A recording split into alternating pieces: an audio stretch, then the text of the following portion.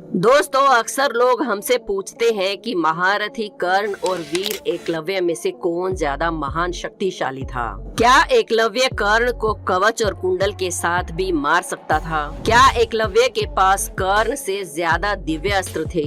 आज के इस वीडियो के माध्यम से हम जानेंगे कि कर्ण और एकलव्य में कौन ज्यादा शक्तिशाली और महान योद्धा था, और क्या इनसे भी ज्यादा कोई शक्तिशाली था। सबसे पहले आपको बता दें कि ये दोनों वीर महाभारत के समय के ग्रेटेस्ट वॉरियर थे, इसमें कोई शक नहीं है।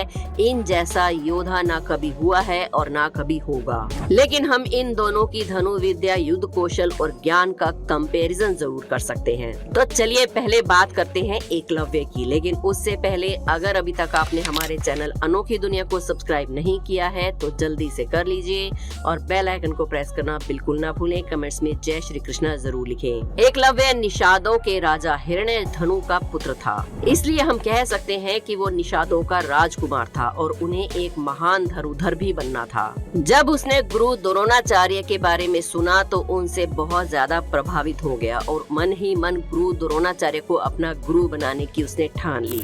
उसने गुरु द्रोण के पास जाकर कहा कि हे गुरुदेव, मैं आपसे धनुर्विद्या पाना चाहता हूँ, लेकिन एक निषाद पुत्र होने के कारण गुरुदेव ने एकलव्य को धनु विद्या देने से मना कर दिया। यहाँ आपको बता दें कि बहुत सी पुस्तकों में और टीवी सीरियल्स में गुरु द्रोण को एक मतलबी इंसान और एक विलन के तौर पर दिखाया जाता है, लेकिन हम आपको बता दें कि गुरु द्रोण अच्छे से जानते थे कि निषाद राज और हस्तिनापुर में हमेशा दुश्मनी रहती है, और वो ये भी जानते थे कि अगर किसी भी कारण इन दोनों के बीच युद्ध होता है तो एकलव्य अपने पिता का साथ देंगे और वो हस्तिनापुर को बहुत बड़ा नुकसान पहुंचा सकते हैं। गुरु द्रोणाचार्य ने हस्तिनापुर का नमक खाया था और वो उनके प्रति वफादार रहना चाहते थे, इसलिए उन्होंने एकलव्य को शिक्षा देने से मना किया। एक कारण ये भी बताया जाता है कि गुरु द्रोणाचार्य ने अर्जुन को विश्व का सबसे बड़ा धनुर्धर होने का वचन दिया था, इसलिए उन्होंने एकलव्य को शिक्षा देने से मना किया। लेकिन एकलव्य तो गुरु द्रोण को अपना गुरु मान चुके थे। उसने जंगल में जाकर अपने गुरु की प्रतिमा बनाई और उसी के सामने अपना अभ्यास करने लगा। उसने पूरी शक्ति के साथ धनु विद्या का अभ्यास किया और अपने आप को एक शक्तिशाली योद्धा बना लिया। यहाँ तक कि उसने अर्जुन से पहले शब्द भेदी बाण चलाना भी सीख लिया था। जब अर्जुन को इस बात का पता चला तो वो दौड़े दौड़े गुरु द्रोण के पास गए और कहते हैं कि आपने तो कहा था कि मैं सबसे शक्तिशाली योद्धा बनूंगा, तो फिर आपका ये दूसरा शिष्य एकलव्य तो मुझसे भी ज्यादा शक्तिशाली है। जब गुरु द्रोण एकलव्य के युद्ध कला को देखते हैं तो वो भी हैरान रह जाते हैं। फिर गुरु द्रोण कहते हैं कि तुमने मुझे गुरु बनाया है, इसलिए तुम मुझे गुरु दक्षिणा दो। एकलव्य ने कहा कि आपको जो चाहिए आप मांग लो। गुरु द्रोण हस्तिनापुर के प्रति अपनी स्वामी भक्ति और निष्ठा का प्रमाण देना चाहते थे और उन्हें अर्जुन को दिया हुआ वचन भी याद था, इसलिए उन्होंने एकलव्य से उसका अंगूठा मांग लिया। लेकिन अंगूठा कट जाने के बाद भी एकलव्य यहीं पर नहीं रुके। उन्होंने अपनी 3 उंगलियों से ही तीर चलाना सीख लिया। कहा जाता है कि आजकल जो मॉडर्न तीर अंदाजी की प्रतियोगिता होती है वो उंगलियों से होती है, उसमें अंगूठा नहीं यूज होता, और ये देन एकलव्य की ही है। अब एकलव्य एक महान धनुर्धर बन चुका था। उसके बाद वो छेदी नरेश जरासंध की सेना में सेनापति के रूप में शामिल हो गया। जरासंध वही योद्धा है जिसके कारण भगवान श्री कृष्ण को मथुरा छोड़कर द्वारिका जाना पड़ा था। उसी जरासंध ने एकलव्य को अपना सेनापति चुना। अब आप सोचिए कि गुरु द्रोणाचार्य ने कितनी दूर की पहले ही सोच ली थी। उन्हें पहले से ही अंदाजा था कि एक दिन एकलव्य हस्तिनापुर के खिलाफ खड़ा हो सकता है, इसलिए उन्होंने उसका अंगूठा गुरु दक्षिणा में मांग लिया था। जब जरासंध एकलव्य को लेकर श्री कृष्ण के साथ युद्ध करने गए तब एकलव्य का मुकाबला कर सके ऐसा कोई भी योद्धा वहां नहीं था। अंत में श्री कृष्ण वहां आते हैं और भीष्म संग्राम के बाद भगवान श्री कृष्ण को अपने सुदर्शन चक्र की सहायता से एकलव्य का वध करना पड़ा। अब आप सोचिए कि जिसका वध करने के लिए स्वयं भगवान श्री कृष्ण को सुदर्शन चक्र चलाना पड़ा, वो योद्धा कितना महान और शक्तिशाली होगा। एकलव्य के वध के बाद भगवान भगवान श्री कृष्ण अर्जुन से कहते हैं कि अर्जुन, तुम्हारे ही कल्याण के लिए द्रोणाचार्य ने एकलव्य से उसका अंगूठा मांगा था। अगर एकलव्य का अंगूठा नहीं कटा होता तो एकलव्य को दुनिया में कोई भी योद्धा परास्त नहीं कर सकता था। एकलव्य अपने धनुष को लेकर पूरी दुनिया में घूमता और वो दूसरा परशुराम कहलाता। यहाँ हम कह सकते हैं कि जिस एकलव्य की तुलना भगवान श्री कृष्ण ने स्वयं भगवान परशुराम से की हो, वो कितना शक्तिशाली होगा। इसके बाद भगवान श्री कृष्ण कहते हैं कि मैंने तुम्हारे ही कल्याण के लिए एकलव्य का वध किया है। अगर एकलव्य जीवित होता तो वो वीर एकलव्य और महारथी कर्ण दोनों मिलकर दुर्योधन की रक्षा करते और उस समय दुर्योधन को हरा पाना असंभव हो जाता।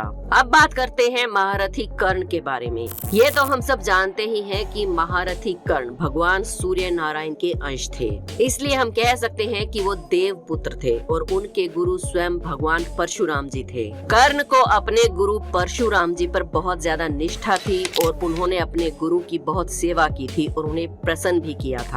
कर्ण की सेवा से प्रसन्न होकर परशुराम जी ने अपने परशु को छोड़कर उन्हें एक एक करके सभी प्रकार के दिव्य अस्त्रों का ज्ञान दिया, जिसमें भगवान शंकर जी के दिव्यास्त्र और भगवान ब्रह्मा जी के दिव्यास्त्र भी शामिल थे और साथ ही गुरु परशुराम जी द्वारा निर्मित अजय भार्गव अस्त्र भी था। इस अस्त्र को भगवान परशुराम ने केवल कर्ण को ही दिया था। यही वो दिव्य अस्त्र है जिसके डर से अर्जुन रणभूमि छोड़कर भागने को मजबूर हो गए थे।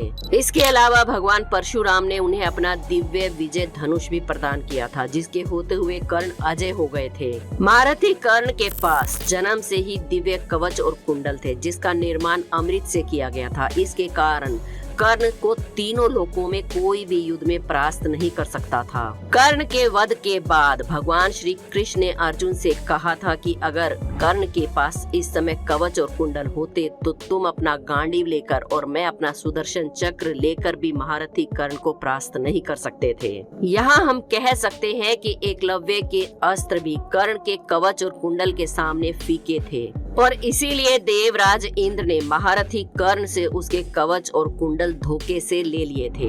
पहले कर्ण को उसी के गुरु परशुराम जी ने श्राप दिया, फिर इंद्र ने कवच और कुंडल छीन लिए।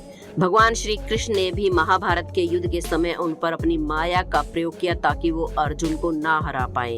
युद्ध के पहले दिन उन्हें बताया गया कि वो कुंती पुत्र हैं, ताकि कर्ण चाह कर भी पांडवों को ना मार पाए। फिर कुंती ने भी दान में मांग लिया कि वो किसी भी पांडव को ना मारे। फिर युद्ध के समय जब वो निहत्थे थे, उनके रथ का पहिया जमीन में धंस चुका था, उस समय अर्जुन ने कर्ण पर तीर चलाया और उनकी हत्या की। इन सब तथ्यों को देखे तो हम कह सकते हैं कि महारथी कर्ण एकलव्य से ज्यादा महान शक्तिशाली थे। वैसे एक और महान शक्तिशाली योद्धा थे जिनका हमने वीडियो की शुरुआत में ही जिक्र किया था। दरअसल ये कोई और नहीं, महाभारत को महज 3 बाणों में ही समाप्त करने की क्षमता रखने वाले भीम पुत्र घटोत्कच और अहिलावती यानी कि नाग कन्या के पुत्र बर्बरिक थे। बर्बरिक भीम का पौत्र यानी कि पोता था और घटोत्कच का पुत्र था। बर्बरिक को भगवान श्री कृष्ण ने युद्ध में जाने से पहले ही रास्ते में रोक लिया था। अगर भगवान श्री कृष्ण से ना रोकते तो शायद आज महाभारत का वो परिणाम ना होता जो हम पुस्तकों में पढ़ते हैं या सुनते हैं। क्या आपने कभी सोचा है कि बर्बरिक अगर युद्ध में शामिल होते तो वो किसकी तरफ से युद्ध लड़ते? जी हाँ, आपने सही समझा, ये वही बर्बरिक हैं जिन्हें खाटू वाले बाबा या फिर शीश का दानी भी कहा जाता है। हमने बर्बरिक की तुलना एकलव्य और कर्ण से क्यों की, इसके पीछे भी एक बहुत ही रोचक कथा है। अगर आप इस बारे में विस्तार से जानना चाहते हैं तो हमें कमेंट्स में जरूर बताएं, हम इस पर भी आपके लिए एक वीडियो जरूर लाएंगे। हर तथ्य को बारीकी से जानने के बाद अब कर्ण और एकलव्य में कौन ज्यादा महावीर था, इस बारे में आपका क्या विचार है, हमें कमेंट्स में जरूर बताएं। वीडियो पसंद आई हो तो एक लाइक जरूर करें। हमारे चैनल अनोखी दुनिया को सब्सक्राइब करके बेल आइकन को प्रेस करना ना भूलें। कमेंट्स में जय श्री कृष्णा जरूर लिखें। कल फिर मिलेंगे एक और वीडियो में।